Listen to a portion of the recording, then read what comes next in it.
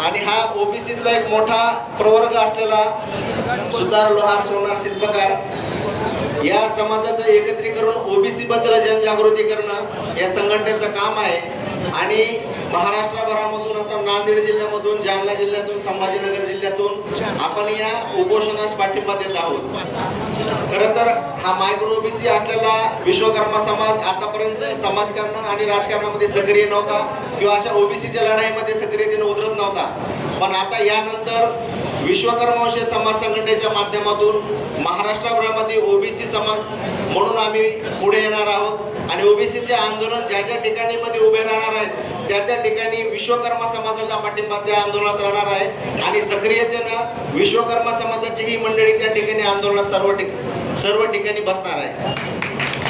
OBC समाज आजपर्यंत आम्हाला कमजोर समजत आले, पण इथून पुढे ओबीसी मध्ये आपण जेवढ्या जाती आहेत तेवढ्या सगळे जर एकत्रित जर आपण आलो तर निश्चितच आपल्यावर जे काही अन्याय अत्याचार या महाराष्ट्रामध्ये होत आहे तो अन्याय अत्याचार कुठेतरी थांबवू शकतो. आणि ही कुठेतरी एक चांगली सुरुवात लक्ष्मण हाके साहेबांच्या माध्यमातून चालू झालेली आहे. आणि ही चळवळ आता नेहमी जिवंत राहण्यासाठी तुमच्या आमच्यासारख्या महाराष्ट्रातल्या तमाम तरुणांचं काम आहे.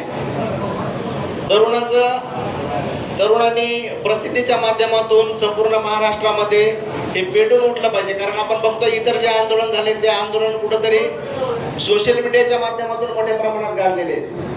मग ओबीसीच्या तरुणांनी सोशल मीडियाचा वापर करत जर हे आंदोलन मोठ्या प्रमाणात जर यशस्वी करण्याचा प्रयत्न केला आहे तर हे तरुण मंडळीच करू शकते, सोशल मीडिया प्रमुखच करू शकतात. आमचे जे काही विश्वकर्मा समाजाचे जेवढे ऑफिशियल पेजेस आहेत त्या पेजवर आम्ही या आंदोलनाची माहिती वारंवार टाकत राहणार आहोत.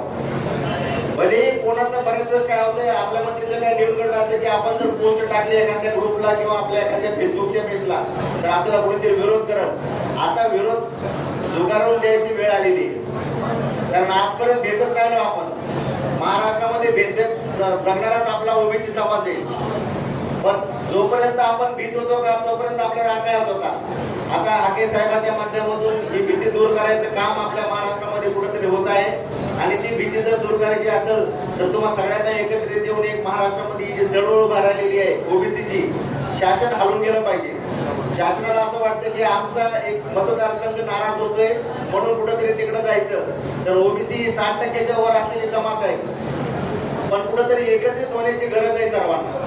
जर एकत्र आले तरच समाजाचं कुठेतरी ओबीसी समाजावर जे काही हे आज होऊन घातलेला एक मोठ्या प्रमाणामध्ये काय म्हणते त्याला अन्यायच म्हणता त्याला, अन्याय दूर करण्यासाठी सर्वांना आपल्याला एकत्रित यावं लागणार आहे. मग त्याचे ते छोटे मोठे समाज असतील, छोट्या छोट्या मायक्रो ओबीसी कास्ट असतील, या सगळ्यांना एकत्र येऊन आता कुठेतरी आपली ती दुरी आपल्याला संपवायची.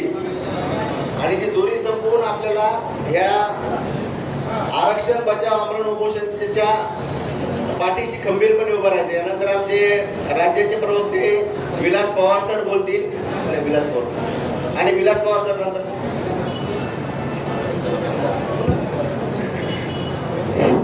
धन्यवाद दादा.